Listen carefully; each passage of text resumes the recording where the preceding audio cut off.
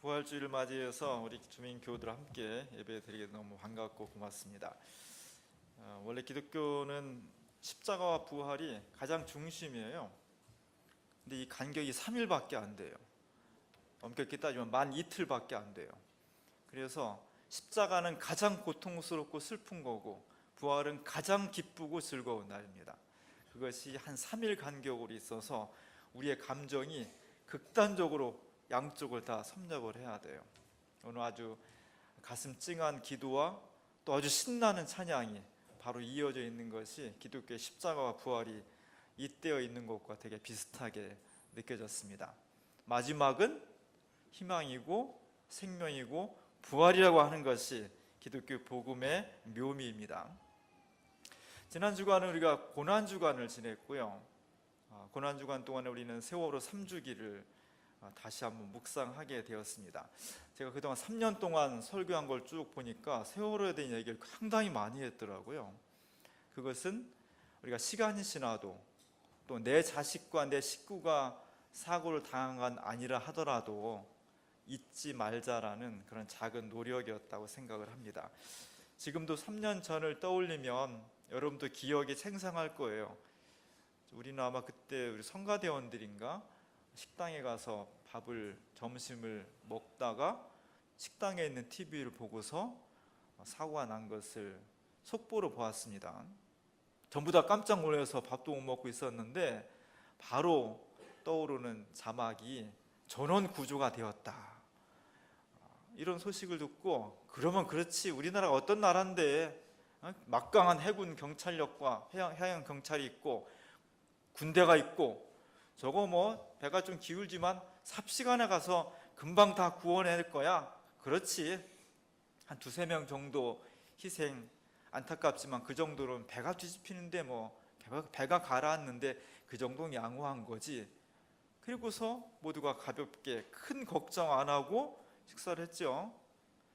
근데 어느 순간에 보니까 그것이 오보였고 거기서 304명이나 되는 사람들이 갇힌 상태에서 온 국민이 지켜보는 가운데 배가 그대로 침몰하는 것을 볼 수밖에 없었습니다. 그 뒤로 우리는 여러 날 동안 온 눈과 마음과 영혼을 TV 뉴스에 고정시킬 수밖에 없었고, 그 참혹하고 어이없는 현장에 우리가 믿고 있었던 국가는 존재하지 않았고 우리가 얼마나 무기력했다는 것을 처절하게 느끼는 가슴 아픈 기간이었습니다. 올해는 묘하게도 3주기 4월 16일 날과 기독교 최대의 명절이고 그리스도의 부활하신 부활주일이 정확하게 일치가 됐었습니다. 그래서 지금 우리가 부활주일과 세월호 3주기를 맞이하고 있습니다. 작년 후반기부터 우리는 참 격동의 역사를 보냈습니다. 촛불혁명이 있었고 헌정상 처음으로 현직 대통령이 탄핵을 당했고 구속 수감이 되었습니다. 그동안 얼마나 많은 노력을 통해서 세월을 인양하고 진실을 규명하려는 울부짖음이 있었는데 번번이 좌초하고 번번이 무시당하면서 흐지부지 돼서 저게 정말 될까? 그런 의구심이 우리 가슴에 가득 차 있을 때 정말 신비하게도 대통령이 구속되자마자 급속도로 진정이 되어서 저렇게 세월호가 무트로 올라왔습니다. 올라온 모습은 3년 전에 그 참극을 고스란히 간직하고 있으면서 처참한 몰골로 우리 앞에 나타났습니다. 저것을 바라보는 아직도 9명의 식구들을 뼈조각도 찾지 못한 미수습자 가족들, 그리고 저 속에서 생명을 잃었던 그 가족을 생각하는 295명의 유가족들은 얼마나 참담한 심경이었을까. 그럼에도 불구하고 3주기를 맞는 오늘 그리스도의 부활이 겹치면서 정말 우리 땅에 그리스도의 부활이 전혀 상상할 수 없었던 죽음을 이기시고 부활하신 예수 그리스도의 부활이 정말 어렵다고 생각했던 세월호의 인양과 미수습자의 수습과 그리고 진상이 균형되는 것으로 나타났으면 좋겠다, 그런 생각을 자동적으로 하게 됩니다. 그래서 어떤 사람이 그것을 기념해서 포스터를 우리가 추모 기도회 때 보았던 것처럼 이번 부활절의 복음의 소식은 세월호가 인양되었습니다. 미수습자가 다 수습되었습니다. 진상이 요만큼도 거짓 없이 감추임 없이 다 드러나서 명명백백한 진실 가운데 우리가 미래를 희망적으로 맞이할 수 있겠습니다. 그런 음성들이 그리스도의 부활 소식과 함께 온 나라 삼천리 방도항산에 다 펼쳐졌으면 좋겠습니다. 그것이 우리의 마음입니다. 어떤 사람들은 이제 그만하자, 지겹다 이런 얘기도 해요. 그런 사람들은 딱 한마디만 해주면 돼요. 당신 자식이, 당신 가족이 저렇게 처참하게, 저렇게 고통스럽게 바닷속으로 수상되었음에도 불구하고 이유가 뭔지, 왜 그렇게 되었는지 어떠한 사실도 규명되지 않았다면, 그래서 그 억울함과 한이 아직도 해소되지 않았다면 당신은 그만둘 수 있겠습니까? 우리 이 한마디로 족할 것 같습니다. 지난 금요일에는 우리가 성금요일을 맞이해서 기도회 하기 전에 성남 시민단체들이 세월호에 관한 다큐멘터리 영화를 상영하는 자리에 우리 교회들이 같이 갔었습니다. 하나는 성남 시민들이 그동안 어떻게 세월호의 진상을 규명하기 위해서 이렇게 저렇게 발로 뛰고 노력했는지 하는 것을 영상에 담았고요. 세 가지는, 하나는 세월호에서 마지막으로 나왔던 사람을 구원하기 위해서, 구조하기 위해서 애쓰다가 마지막으로 나오면서 생존했던 사람, 눈앞에 있는 어린아이나 학생들을 구해야 되는데 90도로 기울어진 배 안에서 자기 힘의 한계를 느끼면서 구원하지 못한, 일부밖에 구하지 못한, 그리고서 탈출해 나왔을 때 그가 3년 동안 얼마나 그 죄책감, 그 고통, 그 트라우마 속에서 그의 삶이 힘들었는지 하는 것을 담담하게 고백하는 승선이라는 그런 다큐멘터리 영화였고요. 또 하나는 유가족들의 열정적인 그리고 간곡한 호소의 몸부림 뒷면에 희생된 사람들의 형제 자매들이 겪어야 되는, 유가족으로서 언니, 오빠, 형으로서 겪어야 되는 고통과 아픔들, 억울함들, 이런 것들을 담담하게 세 명의 그 여성이, 청년 여성이 나와서 이렇게 대화하는 유족들의 일상을 엮은 오늘은 여기까지라는 작품. 또 하나는 유족들은, 특히 단원고 학생의 부모님들은 자기 자식의 아픔과 추억을 잘 추모하는 추모관을, 그 아이들이 어렸을 때부터 태어나고 거기서 뛰어놀고 추억이 많이 어려있는 안산 지역 안에다가 추모관을 건립함으로써 이 아픔과 상처를 교훈으로 삼고 싶은 마음이 간절합니다. 근데 반면에 그 주변에 살고 있는 일부의 주민들은 여기 재개발돼야 되는데 묘지가 들어오면 땅값이 떨어지고 이것만 바라보고 살고 있는 사람들이 얼마나 체념한 이 갈등, 유가족과 주민들 사이에 이런 이해관계의 갈등들을 담담하게 이렇게 담아내면서 한 그런 기억의 손길이라는 단편이었습니다. 가슴 아프게 보았고요. 저걸 보면서 세월호가 아직도 우리 가운데 해소되지 않았구나, 아직도 많은 과제를 가지고 있구나 하는 생각을 하게 되었습니다. 3주기를 앞두고서 이런저런 많은 언론에서 수많은 기고문들이, 글들이, 추모하는 글들이 쏟아져 나왔는데요. 제가 참 감동 깊게 본 것은 한겨레 신문의 원로 소설가 김훈 선생이 세월호는 한국의 자화상이다, 아픈 자화상이다, 이런 글을 썼어요. 제 그 부분 중에서 가슴 찡했던 부분을 한번 읽어보도록 하겠습니다. 숨진 단원고등학교 2학년 아이들이 수학여행을 갈 때 받은 용돈은 5만 원에서 10만 원 정도였다. 나와 말을 나누었던 여러 학부모들이 그렇게 말했다. 이 학부모들은 대체로 시화공단을 중심으로 일하는 근로소득자들이거나 소규모 자영업자들인데 살림 형편이 다들 고만고만하다고 말했다. 수학여행 용돈 5만 원, 10만 원은 그 고만고만한 살림 규모에 자연스럽게 정해지는 액수일 것이다. 이 액수에는 생활의 고난과 소망의 무게가 실려 있다. 고난과 소망이 교차하면서 생활은 영원하다. 이 5만에서 10만 원은 삶을 통과해 나온 숫자로 거품이나 과장 없는 생활의 지표다. 나는 정부가 발표하는 물가 동향이나 거시 경제 지표보다도 이 5만 원에서 10만 원의 지표를 더욱 신뢰한다. 막내로 태어난 한 학생은 15만 원을 받았는데 아버지가 10만 원을 주었고 취직한 형이 3만 원, 누나가 2만 원을 주었다. 갓 취업해 받은 월급으로 수학여행 가는 막내에게 용돈 2, 3만 원을 주는 큰 자식들의 성취감과 자부심, 그 돈을 받는 막내의 기쁨, 용돈은 아버지한테서 받을 때보다 형한테 받을 때 더 신난다. 이때 형과 동생은 혈맹이 된다. 그 돈을 주고받는 자식들의 모습을 보는 부모의 뿌듯한 이 작은 행복을 위해 부모는 평생의 노동을 바쳐서 자식을 기르고 가르쳤던 것인데 이 소중한 행복은 지금 바다 밑에 잠겨서 돌이킬 수 없고 돌이킬 수 없는 사소한 것들이 부모들의 슬픔에 불을 지른다.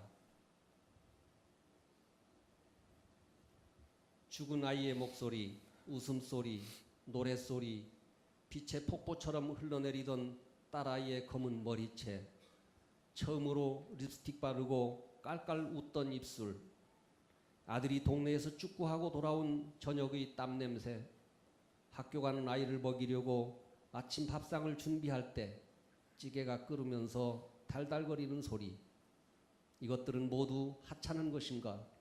이 사소한 것이 인간에게 얼마나 소중한 것인가를 그것을 잃고 슬퍼하는 엄마들을 보면서 비로소 안다. 우리가 세월을 얘기하면서 역사의 진실, 진상규명, 거대 담론을 많이 이야기하지만 사실은 소소한 아주 작고 일상적인 소소한 우리의 일상들이 가족과 이들을 통해서 부서지고 있다는 것을 다시 한번 일깨워주는 그런 내용이었습니다. 부디 이번 부활주일에 세월호 3주기가 겹친 것은 하나님께서 그 속에 세월호가 제대로 인양이 되고 미수습자의 수습 그 유해가 수습이 되고 295명의 유가족들도 새로운 위로를 받고 진상이 규명돼서 우리의 다음 세대를 불행으로 몰고 가지 않겠다는 그들의 염원이 한 걸음 진척되는 그것이 복음으로써 우리를 가슴 속에 이 역사 속에 펼쳐질 수 있기를 간절히 기도했으면 좋겠습니다. 오늘 본문의 말씀은 새벽에 일어난 한 사건을 기록하고 있습니다. 제가 좋아하는 미드 중에 CSI가 있거든요. CSI 한 편 끝나면요 캐릭터라는 게 캐릭터 거기 등장 인물들을 쫙 한 사람 소개를 합니다. 오늘 본문에 3명의 캐릭터가 나옵니다. 한 사람은 막달라 마리아고 한 사람은 나머지 둘은 베드로와 요한이죠. 막달라 마리아가 새벽에 일어나서 예수님의 죽음을 시체를 만지기 위해서 거기다가 부패하지 않는 향유를 바르기 위해서 새벽에 혼자 무덤을 찾았다는 거예요. 동네에 추모가 하나 들어오는 것도 무섭고 싫다고 21세기 과학시대에 싫어하는 이 시대에 2000년 전에 한 여인이 묘지로 어두울 때 찾아갔다는 겁니다. 대단한 거예요. 근데 가보니까 버텨서 이렇게 보니까 무덤의 문이 큰 돌문이 이미 열려져 있는 것을 보고 이 여인이 깜짝 놀라서 다시 돌아가서 베드로와 애제자라 하는 요한으로 추정되는 애제자한테 얘기했고 이 둘이 막 달려왔다는 겁니다.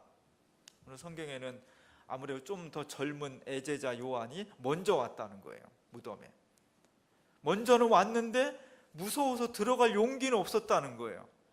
나이는 많았지만 우직하고 용감했던 베드로는 바로 들어가서 무덤을 보았다는 겁니다. 들어가 보니까 예수님의 시신이 없더라는 거예요. 아무것도 없었다는 겁니다. 무덤에 혼자 간다는 것은, 새벽에 간다는 것은 정말로 그를 사랑하지 않고는 할 수가 없는 거예요. 그러지 않겠어요? 특히 여인이 참 사랑, 참 신앙은 남이 하기 싫어하는 것, 남이 가기 싫어하는 것을 하는 게 참 사랑이에요. 모두가 회피하고 싶은 것, 무섭고 두렵고 귀찮아서 안 하고 싶은 것을 해내는 것이 참된 신앙이고 사랑입니다. 오늘 이 제자들이 그 역할을 하고 있는 겁니다. 오늘 본문의 핵심은 예수님이 무덤에 계시지 않았다는 거예요. 그가 있었던 자리에 이불과 베개 같은 것들은 그냥 있는데 거기에 정작 있어야 될 시신은 없었다는 겁니다. 아주 가끔, 정말 천만 번에 한 번 정도 죽은 사람이 죽지 않고 살아나는 경우가 있어요. 그런 경우는 주로 교수형을 했는데 숨이 완전히 끊어지지 않았는데 끊어진 줄 알고 그냥 버렸다든지, 아니면 약물을 투여했는데 그 약이 치사량이 안 됐다든지, 아니면 심장마비가 왔는데 한참 지나서 다시 심장이 뛰었다, 이 정도예요. 외상이 별로 없고. 예수님은 그렇지 않았습니다. 예수님은 손과 발에 대못을 박아서 살이 찢어지고 뼈가 부러지고 몸속에 있는 6시간 동안 물과 피가 다 쏟아졌다고 그랬어요. 그것도 모자라서 로마 병정이 예수님의 죽음을 확인하기 위해 옆구리를 창으로 찔러버렸습니다. 똑같은 죽음이라도 외상이 없는 죽음과 외상이 이렇게 심한 죽음은 성격이 다른 거예요. 이거는 도저히 다시 죽음까지 갔다가 회복할 수가 없는 것입니다. 분명한 거예요. 그래서 이런 죽음은 다시 살아날 수 없는 명백한 죽음인 겁니다. 당연히 거기에 시신이 그냥 있어야 돼. 그런데 제자들이 가보니까 시신이 없었다는 겁니다. 이것이 오늘 본문의 핵심이에요.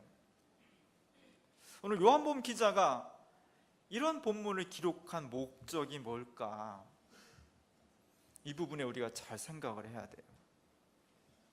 언어는 말과 글로 구성이 되어 있습니다. 인간이 언어를 사용한다는 것은 다른 동물과 우리를 차별화시키고 인류의 문화와 역사와 과학을 발전시키는 아주 핵심적이고 중요한 특성이에요. 말과 글은 연관이 돼 있지만 각각의 특성을 가지고 있습니다. 요즘은 녹음기하고 비디오가 발달돼서 좀 다르지만 불과 얼마 전까지만 하더라도 말과 글은 확연히 달랐어요. 말은 뭐냐면 지금 여기가 중요한 거예요. 말을 하는 순간 흩어져 버리는 거예요. 그래서 지금 여기 있는 사람만 들을 수 있습니다. 지금이 아니라 내일 여기 와도 못 듣는 거예요. 지금 있지만 여기 있지 않으면 못 듣는 거예요. 말은 발설되는 순간 흩어지는 특성을 가지고 있습니다. 지금 여기가 말의 한계예요. 그에 비하면 글은, 문자화된 것은 여러 곳에서 볼 수가 있습니다. 저건 요한복음 헬라어판이에요. 요한복음이 원래 저렇게 쓰여졌습니다. 여러 사람이 볼 수 있어요. 다른 지역에서. 그리고 지금이 아니라 내 자식도 볼 수 있고 그 자식도 볼 수 있습니다. 지금 우리는 신약 성경을, 요한복음을 2000년 동안 보고 있는 거예요. 이렇게 글이 우리 역사에 대단히 중요한 것이고, 문자가 발견됐다는 것은 인간의 삶의 질을 획기적으로 바꾸어 놓은 거예요. 이렇게 문자를 만들어 놓은 것은 여러 시대를 걸쳐서 여러 지역의 사람들이 그것을 공유하기 위해서 문자의 능력이 나타나는 겁니다. 요한도 마찬가지였습니다.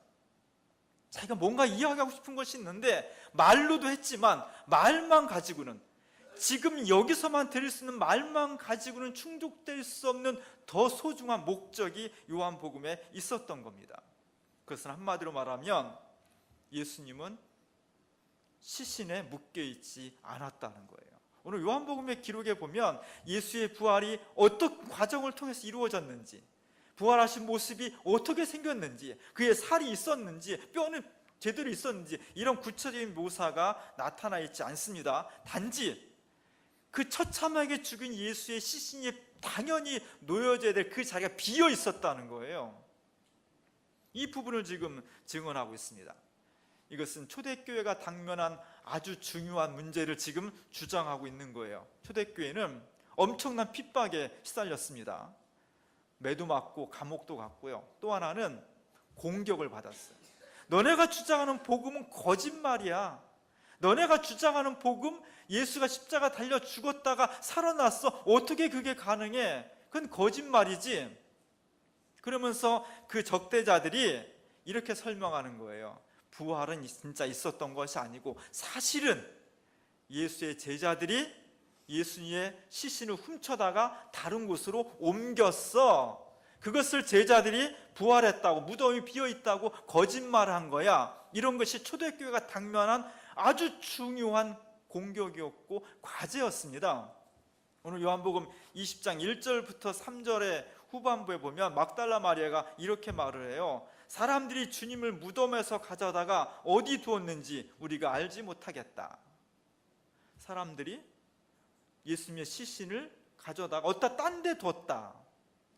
이 말이 지금 막달라 마리아 입을 통해서 그 당시 교회를 공격하던 수많은 상식적인 사람들의 공격이에요. 요한복음은 여기에 대해서 대항하는 겁니다. 그 당시 이런 공격에 대해서 아니라는 거예요. 누가 가져간 것도 아니고 훔쳐간 것도 아니고 제자들이 꾸며낸 이야기가 아니라는 겁니다. 진짜 거기는 빈 무덤이 있었고 진짜 거기는 예수 그리스도의 시신이 놓여있지 않았고 제자들은 거기에 관여하지 않았다는 거예요. 중요한 것은 이러한 사실이 글로써 쓰여졌다고 해서 2000년 동안 그것이 존속될 수 있느냐는 거예요. 여러분이 어떤 주장을 할 때 말로 주장하고 글로 주장하는데 이건 정말 있을 수도 없는 비상식적인 일이고 그렇다고 그것이 확실히 그랬다는 증거도 없는 그런 사건을 누가 막 이야기하고 글로 썼다고 해서 2000년 동안 사람들이 그것을 믿을 수 있겠습니까? 불가능한 거예요. 그런데 희한하게도 예수님의 부활 소식은 상식적이지도 않고 역사상 있을 수도 없는 일이고 그렇게 부활했던 물증도 없는 사건인데 이 사건을 지금 2000년 동안 21세기의 이 과학시대에 20억 명 이상이 지금 이것을 믿고 있는 거예요. 그게 어떻게 가능하겠습니까? 이게 어떻게 보통 일입니까? 이것은 단지 문자가 문자로 기록됐다는 것뿐만 아니라 그 기록된 내용이 시대와 장소를 달리해서 계속해서 반복적으로 체험되고 있기 때문에 가능한 겁니다. 예를 들면 사도 바울이 젊은 사울로서 예수 믿는 사람을 핍박하기 위해서 다메섹을 가다가 혈기왕성해서 살기에 가득 가다가 그가 거기서 부활하신 예수 그리스도의 음성을 듣고 거꾸로졌어요. 말에서 떨어지고 거꾸로지고 눈이 안 보이고 거기서 부활하신 예수님을 만난 겁니다. 그리고 그가 예수를 핍박하던 사람에서 부활하신 예수를 증거하는 사람으로 180도 바뀌어버렸어요.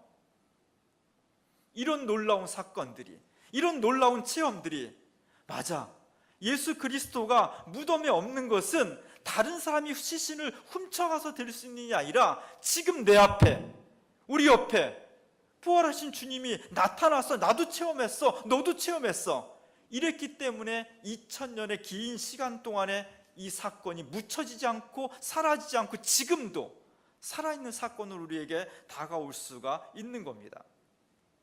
문자가 살아있게 된 거예요. 그것이 단순한 문자가 아니라 그 문자가 진실을 담고 있고 그 문자로 기록된 내용이 시대와 역사를 달리해서 부활하신 그리스도의 몸을 체험하는 사람들이 여기저기서 나타난다는 것을 우리가 증언하고 있는 겁니다. 이런 시대에 주님께서 오늘 우리를 부르셨습니다. 왜 부르셨을까요? 오늘 교회에 왜 오셨어요? 어떻게 오시게 됐습니까? 물론 일요일이 됐으니까, 주일이 됐으니까 왔죠. 그러나 우리들 속에는 하나님께서 우리 한 사람 한 사람을 우연인 것처럼 보일지라도 그 속에는 정말 하늘과 땅을 만들 수 있는 엄청난 계획과 섭리가 그 속에 담겨 있는, 우리를 부르신 아주 깊고 영원한 뜻이 있다는 것을 우리가 알아야 될 것입니다. 그 중요한 첫 번째 목적은 바로 이렇게 무덤에 반연히 있어야 될 예수 그리스도의 시신이 없어졌어.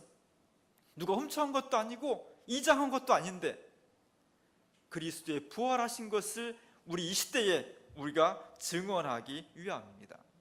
오늘 제가 주부에 실은 델 카라바조라는 사람의 그리스도의 부활은 예수 그리스도의 부활의 장면을 그렇게 잘 증언을 하고 있어요.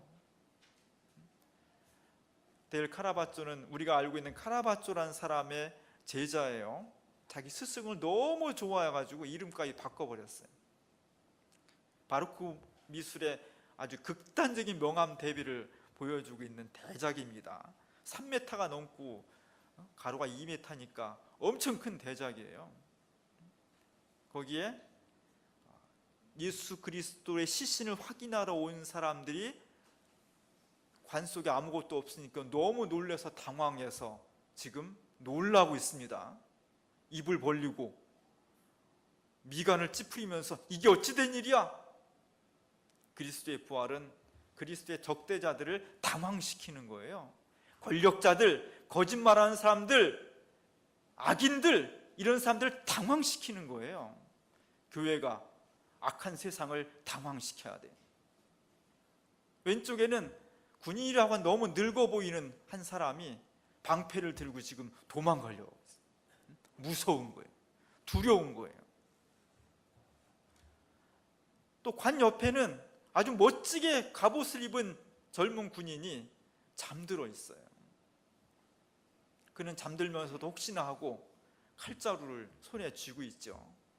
그러나 예수 부활에는 아무런 영향을 끼치지 못하는 무기력한 세상의 권력과 무력은 그리스도의 부활 앞에서 무력화되는 거예요. 무기력해지는 거예요.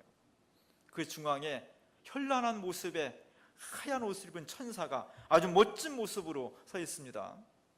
그는 오른손에 그 무거운 돌, 무덤을 막고 있던 무거운 돌문을 탁 손으로 잡고 있고요. 왼손으로는 이런 모든 것을 가능하게 한 분이 하나님이라는 것을 하늘을 왼손으로 가리키면서 하나님의 권능을 드러내 보이고 있습니다.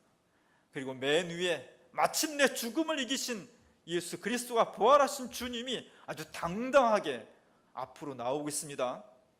왼손에는 승리의 깃발을, 그리고 왼발은 구름을 무릎으로 타고 있습니다. 아마 저 구름은 40일 후에 예수님께서 승천하실 때 타고 가실 구름인 것 같아요.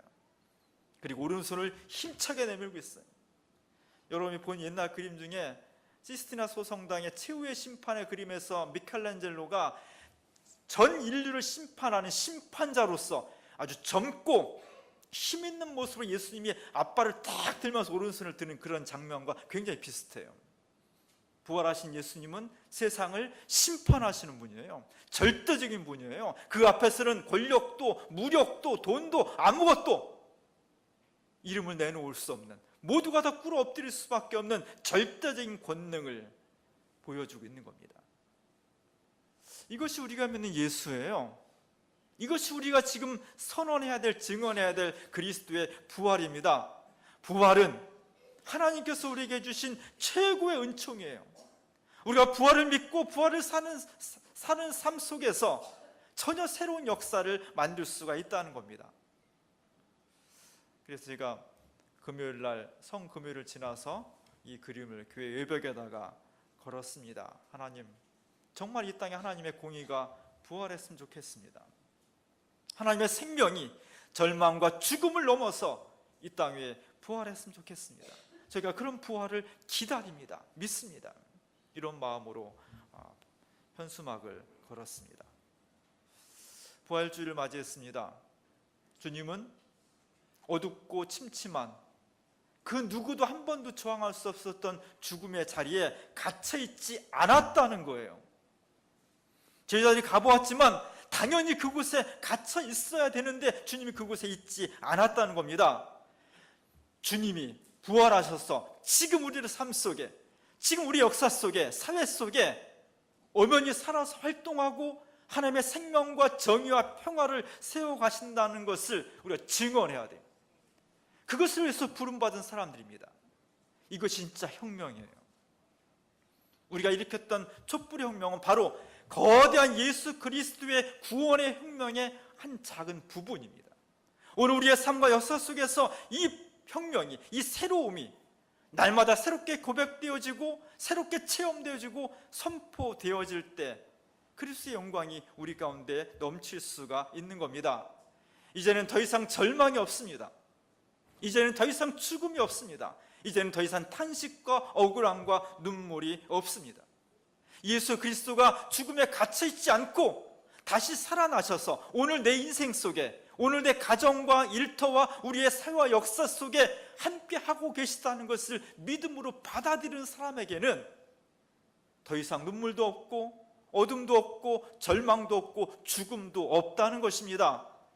그들 속에 새로운 인생이, 그 믿음을 받아들인 사회 속에 새로운 역사가 예비되어 있다는 것이 기독교 복음입니다. 오늘 이 복음을 요한복음은 말과 함께 글을 통해서 기록을 했고 증언했습니다. 하나님께서 오늘 우리를 부르셨습니다. 지난 3년 동안 세월의 아픔 가운데에서 또 그거 말고도 유사한 수많은 크고 작은 사건들 가운데에서 절망하고 억울하고 탄식하고 눈물 흘리고 죽음에 갇혀 있을 수밖에 없는 우리들에게 오늘 다가오셔서 나는 더 이상 여기 있지 않다고, 새로운 역사를, 새로운 인생을 펼쳐가고 있다고 힘차게 주님께서 우리에게 다가오시는 겁니다. 이 부활의 주님을 우리의 손을 높이 들어서 영접하고 이 부활의 주님이 지금 우리 개인의 삶과 역사 속에 살아계시다는 것을 말로, 글로, 행동으로, 촛불로 모든 것을 동원해서 증언할 수 있을 때 올해 2017년도 부활절은 우리의 인생과 역사를 새롭게 하는 놀라운 부활절이 될 것입니다. 이 은총이 가슴 아픈 가운데서도 새로운 미래를 준비한 우리 모두들 속에 함께 할 수 있기를 부활하신 주님의 이름으로 간절히 축원합니다.